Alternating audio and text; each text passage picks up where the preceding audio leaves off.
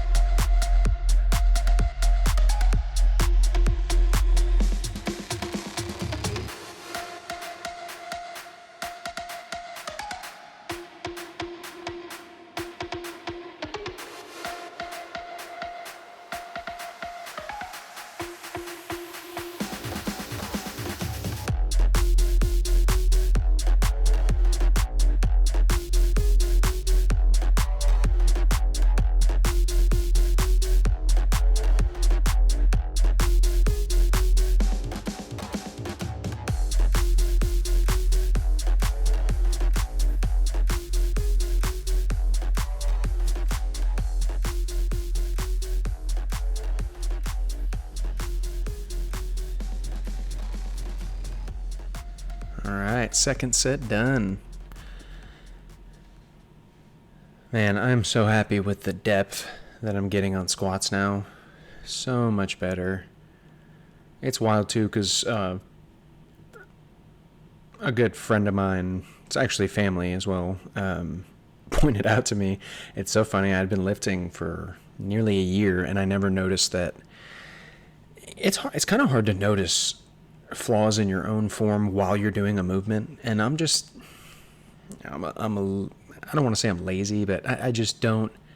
I haven't ever taken the time to record and watch my form back to see how it looks. But he pointed out to me that my left toe was actually a little further, like my left foot was a little further than my right foot, and it's probably why squats I wasn't able to get as low as I wanted. And I noticed that, high bar back squat, if you finish 3 hard sets of high bar back squat, the next couple of days, you should feel that for sure. And I just wouldn't. It would feel hard at the time, but I just wouldn't get that sore. And I think it was probably because of that mismatch in my foot placement. And so, a shout out to Jay for hooking me up with that. Let's get this last set done.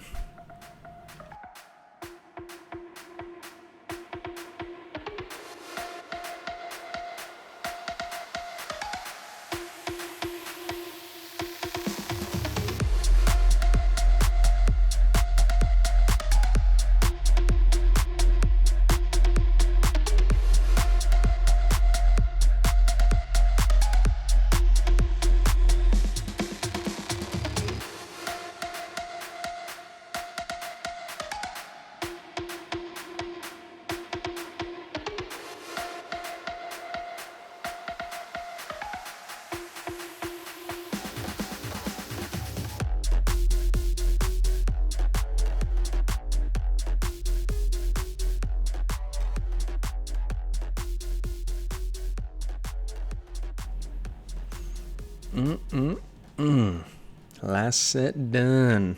I got a little clap at the end. I was fairly relieved that I wasn't going to have to condense myself anymore. Get these weights unloaded real quick. And let's see. Yeah, so up next going to be that straight leg deadlift. These have been straight leg deadlifts feel pretty good. It's hard to pick leg exercises when all you have is a barbell and dumbbells. That's one of the great things about going to a gym is all the different machines, and you can change the distance of your back to the bench, or move the back of the bench back, or move get your knees more over or more on the pad. Like, there's a lot of different exercises and even variations in those exercises that you can do at a gym that it's just not very easy to do at home unless you want to buy all that equipment, which, I'm not exactly made out of money, but I essentially have to choose, relatively heavy compound movements. So for the quads, and of course, high bar back squat works all of the muscles in the leg, except maybe one, which I'll get to in a second. But high bar back squat should cover pretty much everything, and especially because I take a more narrow stance, I'm trying to focus on the quads for that one. And then I put straight leg deadlifts as my posterior exercise, working mostly hamstrings and glutes.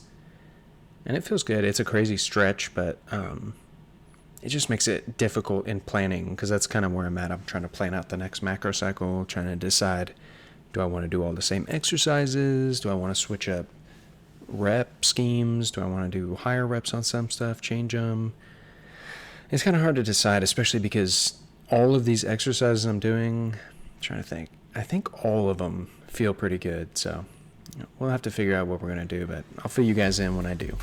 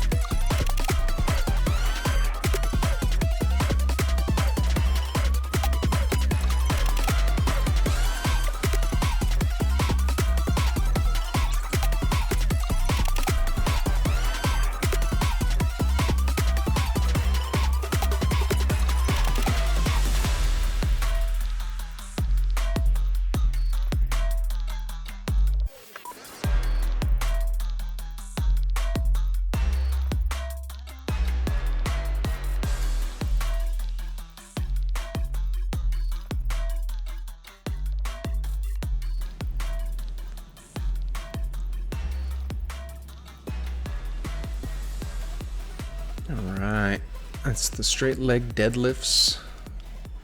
Once, and this is crazy too, my legs after this, you can see me do like a little wibble-de-wibble there. Yeah, it was not so easy to walk after that. But got those done. So I was mentioning before the quad muscles. So high bar back squat hits pretty much everything, except I think it's either the rectus femoris muscle or the sartorius. I can't remember exactly which one it is, but one of those doesn't really get good stretch mediated hypertrophy through a squat, just because the angle and the insertion points of that muscle just don't really align with that exercise causing muscle growth, essentially. So that's part of the reason I put these reverse Nordics in here. Plus, one of the nice things about reverse Nordic curls is it can help increase hip and ankle mobility, and even knee mobility, because you're essentially just doing a massive stretch under the tension of your own body weight. Which actually, as long as it's not painful, it's a really, really fun exercise to do. So let's go ahead and do it.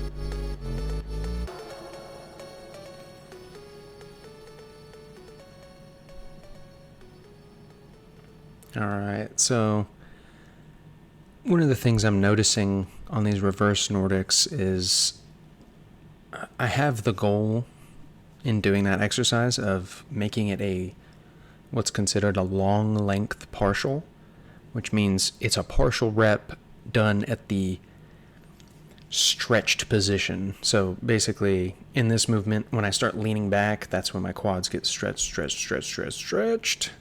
And then I come back up, and that's the concentric, the pushing, or I guess in this case, kind of pulling myself up. And those long length partials make it to where that burn is just out of this world and a lot more stimulus on that. So I would recommend giving that a try for sure.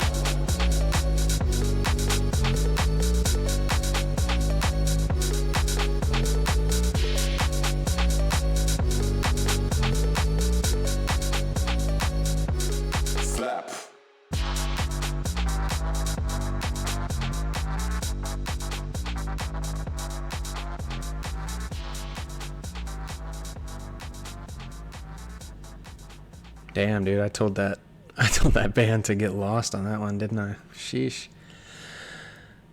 All right, so that is actually the full workout, because you can see me grab these dumbbells and be like, nope. Because, after the squats and then the massive stretch of the straight legs, I was smoked, but it was great. I'll move those calf raises to tomorrow on push day. But that's all I got for you guys. Hope you have a good one.